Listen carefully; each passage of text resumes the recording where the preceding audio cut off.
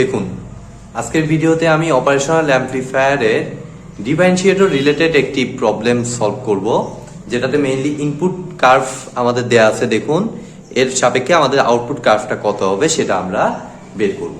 ঠিক আছে, তো ডিফারেন্সিয়েটর বলতে অ্যাকচুয়ালি আপনাদের সার্কিট দেখে বুঝতে হবে এটা ডিফারেন্সিয়েটর না ইন্ডিকেটর। দেখুন, ক্যাপাসিটর আমাদের আছে কিন্তু এখানে ইনপুট সাইডে, এবং ফিডব্যাকে আছে রেজিস্টর, মানে অ্যাকচুয়ালি হচ্ছে এটা ডিফারেন্সিয়েটর সার্কিট। ঠিক আছে, তো আমরা প্রথমত যে কাজটা করব, এখানে ভি আউটপুট ইকুয়েশনটা আমাদের হচ্ছে ডিফারেন্সিয়েশনে RC into DDT of VI. আমরা ম্যাক্সিমাম পিপল এই ইকুয়েশনটা লিখে আমরা পুরো কাজটা করি, কিন্তু ফাইনালি আমাদের পরীক্ষায় যদি এটা করে থাকি তাহলে আমরা রেজাল্ট পাবো 0। তার কারণটা হচ্ছে ডিফারেন্সিয়েটরের ইকুয়েশন যখন আপনি প্রতিপাদন করেছিলেন তখন মাইনাস দিয়ে আপনি ইনপুট ঢুকাচ্ছেন, মানে নন ইনভার্টিং দিয়ে ইনপুট ঢুকাচ্ছেন, মিন্স এখানে কিন্তু আমাদের অবশ্যই আগে একটা মাইনাস হবে। তো আমি আগের ভিডিওগুলোতে এগুলো আলোচনা করেছি, ডিফারেন্সিয়েটর, ইন্টিগ্রেটর, প্রত্যেকটা জিনিস কিভাবে এই ইকুয়েশনগুলো আসে সব আমি ডিরাইভ করেছি। আপনার সমস্যা থাকলে সেই ইকুয়েশনগুলো, সেই ভিডিওগুলো একটু দেখে আসুন, আমার প্লে লিস্টেই আপনারা পাবেন।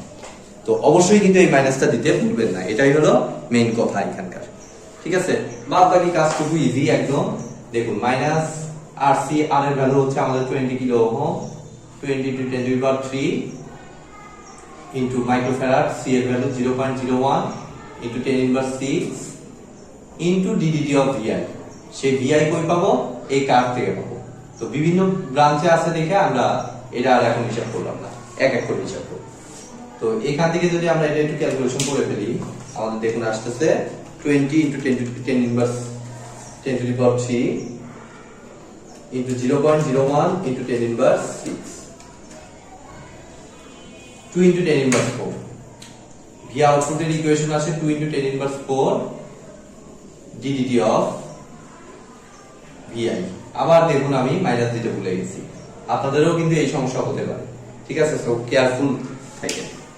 তো আমি যে কাজটা করব, এটাকে আমি এখানে লিখে রাখি, লিখে আমি নিচের দিকে ক্যালকুলেশন করব। অনেক বড় বড় ক্যালকুলেশন তো, যার জন্য আমি একটু ইয়ে করতেছি, ডিডিটি অফ ভিআই। ব্যাস, আমি এটা কেটে দিতে পারি।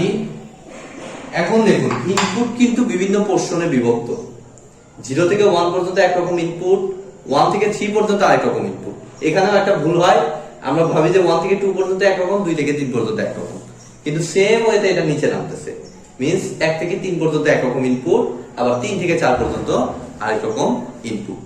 সো আমরা এই অনুযায়ী আমাদের জিওমেট্রিক্যাল ইকুয়েশন কি আসে সেটা আমরা দেখব। তো এটা আপনারা দেখতেই পাচ্ছেন, এটা straight line pass by origin. That means V input সমান আমাদের প্রথম অংশের জন্য 0 থেকে 1 পর্যন্ত আমাদের হবে y = mx। ঠিক আছে, তো x অ্যাক্সিসে t আছে, আমি t লিখলাম, আর m এর ভ্যালু হচ্ছে y এর ডিফারেন্স বাই x এর ডিফারেন্স।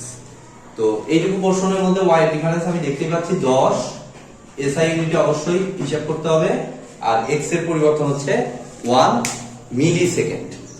তো এটা অবশ্যই একটু খেয়াল করবেন। অতএব এটা হবে মিলি সেকেন্ড থেকে সেকেন্ড মানে 1 × 10⁻³ দ্যাট মিন্স VI এর ভ্যালুটা আসে, এটা হিসাব করলে আমাদের আসে 10,000। VI = 10,000 t। এটা হচ্ছে 0 থেকে কত পর্যন্ত? 1 মিলি সেকেন্ড পর্যন্ত। একটা অংশ পাইলাম। এবার সেকেন্ড পার্টে হচ্ছে আমাদের এটা straight line pass by origin নাই, আমাদের random equation y = mx + c ধরতে হবে। ঠিক আছে, অর্থাৎ 1 থেকে 3 পর্যন্ত আমি VI কে ধরতে পারি m। m কিন্তু এখানে আবার মাইনাস, আগেরটাতে ছিল প্লাস, উপরের দিকে উঠলে প্লাস, নিচের দিকে নামলে মাইনাস। তো মাইনাসটা আগে নিয়ে নিলাম, আর m হচ্ছে আমাদের y এর পরিবর্তন বাই x এর পরিবর্তন।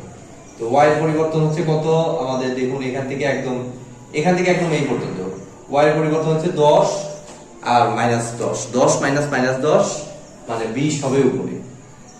আর কতটুকু সময়ের ব্যবধানে? 1 থেকে 3 মানে বিয়োগ করলে 2 মিলি সেকেন্ড, মানে 2 × 10⁻³ এত t + c। C1 ধরলাম।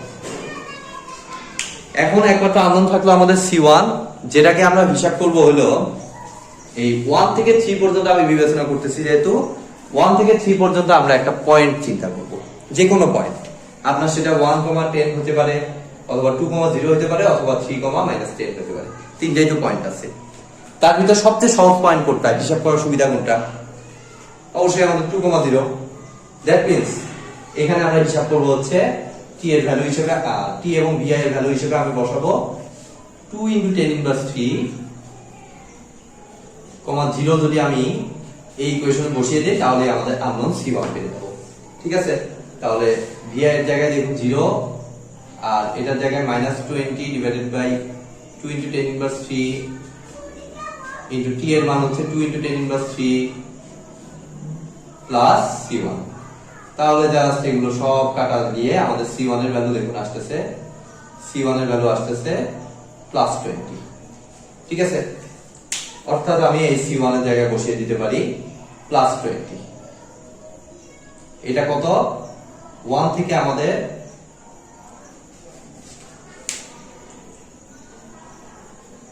+20, আর এটা হিসাব করলে দেখুন আমাদের আসতেছে, আচ্ছা এটা পরে হিসাব করতেছি, 1 থেকে এটা আসতেছে t less than or equal to 3 millisecond পর্যন্ত। আর এটা হিসাব করলে আবারও 10,000ই আসে। এটা আপনারা হিসাব করে দেখতে পারেন, জাস্ট ক্যালকুলেটর ভাগ, আর কিছুই না। ঠিক আছে, এবার আসুন তৃতীয় অংশ। আমাদের তৃতীয় অংশের জন্য আমাদের 3 থেকে 4 পর্যন্ত, তো vi এর ইকুয়েশন আমাদের হবে mx + c। তো m এখানে কিন্তু প্লাস, যেহেতু নিচ থেকে উপরে উঠতেছে প্লাস। তো কতটুকু y এর পরিবর্তন? আমাদের 10, 0 - -10 মানে 10, আর x এর পরিবর্তন 3 থেকে 4, দ্যাট মিন্স আমাদের হচ্ছে 1 মিলিসেকেন্ড, মানে 1 × 10⁻³ × t + c2 ধরলাম। এখন জাস্ট এটার উপরেও দুইটা বিন্দু আছে, 3,-10 আর 4,0। তো 4,0 বসাইলে আমাদের হিসাবে সুবিধা। দ্যাট মিন্স আমি 4 × 10⁻³ 0 যদি এই ইকুয়েশনে বসাই, তাহলে এখানে 0, এখানে আমাদের 10 divided by 10⁻³ × 4 × 10⁻³ plus c2, means c2 এর মান আসে আমাদের 10⁻³ কাটা, c2 এর মান আসে -40। তাহলে এই জায়গায় যা c2 এর জায়গায় আমি -40 বসিয়ে দিলাম। তাহলে এই তিনটা হচ্ছে আমাদের পরপর 3 ইকুয়েশন, 3 থেকে 4 মিলিসেকেন্ড পর্যন্ত। ঠিক আছে, এখন আমরা জাস্ট আমাদের ভি আউটপুটের ইকুয়েশন আমরা বের করছি, আর এটা আসছে 10,000, 10/1 × 10⁻³, এটা হিসাব করলে 10,000 আসবে। এখন আমাদের ভি ইনপুটের তিনটা ইকুয়েশন জানা আছে, ভি আউটপুটের ইকুয়েশন জানা আছে। আমরা জাস্ট এখান থেকে এটা কমপ্লিট করে দিবে, আমি রাখতেছি না। আমরা প্রতি কোশ্চেনে ডিফারেন্সিয়েশন করব এই ইকুয়েশন অনুযায়ী। ঠিক আছে, তাহলে দেখুন আমাদের V output equal to -2 × 10⁻⁴ × ddt of vi। vi কত? আমাদের প্রথম কোশ্চেনের জন্য 10,000 t, সরি। তাহলে এটা -2 × 10⁻⁴, আর এটা 10,000 t কে ডিফারেন্সিয়েশন করলে 10,000ই হয়, মিন্স আমাদের আসে -2 volt. V output equal to -2 volt আসে আমাদের 0 থেকে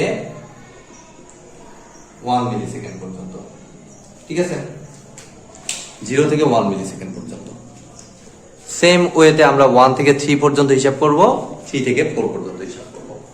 তো 3 থেকে 4 পর্যন্ত আপনারা যদি ডিফারেন্সিয়েশন করেন, তাহলে দেখুন, সরি আমি ভি আউটপুটের ইকুয়েশনটাই মুছে দিছি। আচ্ছা, এখানে আমাদের আছে, এই যে এটা দেখে আমি বসাতে পারবো। ভি আউটপুট ইকুয়াল টু আমাদের -2 × 10⁻⁴ × ddt অফ কত? দ্বিতীয় অংশে আমাদের এই যে -10,000 t প্লাস 20, যেটা হিসাব করলে আমাদের ডিফারেন্সিয়েশন করলে আমাদের আসে দেখুন প্লাস 2 ইন্টু 10 ইনভার্স প্লাস 2 আসে। ঠিক আছে, একবার হিসাব করে ফেলেছি, আমাদের প্লাস 2 আসে এত ভোল্ট। এটা ডিফারেন্সিয়েশন কিভাবে করছি তা আর দেখালাম না, জাস্ট আপনারা বুঝে নিন। এটাকে ডিফারেন্সিয়েশন করলে -10,000 হয়, এটাকে ডিফারেন্সিয়েশন করলে 0। তো যে ভ্যালু পাইলাম সেটার সাথে এটা জাস্ট গুণ করে দিব, মাইনাসে মাইনাসে প্লাস হয়ে যাবে। এই ভি আউটপুটটা 2 ভোল্ট হচ্ছে আমাদের 1 থেকে 3 মিলিসেকেন্ড পর্যন্ত। সেম ওয়েতে লাস্ট পোরশনে 3 থেকে 4 পর্যন্ত, এটা যদি আমরা হিসাব করি, এটাও আমি একবার লিখতেছি, এটা আসবে -2 ভোল্ট। এটা হচ্ছে আমাদের 3 থেকে 4 মিলিসেকেন্ড পর্যন্ত। তাহলে দেখুন 3 পোরশনই আমি পেয়ে গেলাম। আমি বাদ বাকি সব মুছে দিয়ে জাস্ট এই 3টা অংশ রাখতেছি, -2 +2 আর -2। এখন জাস্ট আমাদের কার্ভ আঁকাইতে হবে। এটা নিচে নিচে আমি নিচ বরাবর আমি টান দিলাম, 0 থেকে 1 পর্যন্ত একটা পোরশন, যেহেতু এখান থেকে এই পর্যন্ত টান দিলাম, এই 1 থেকে 3 পর্যন্ত একটা পোরশন, এইটুকু টান দিলাম, আর 3 থেকে 4 পর্যন্ত একটা পোরশন।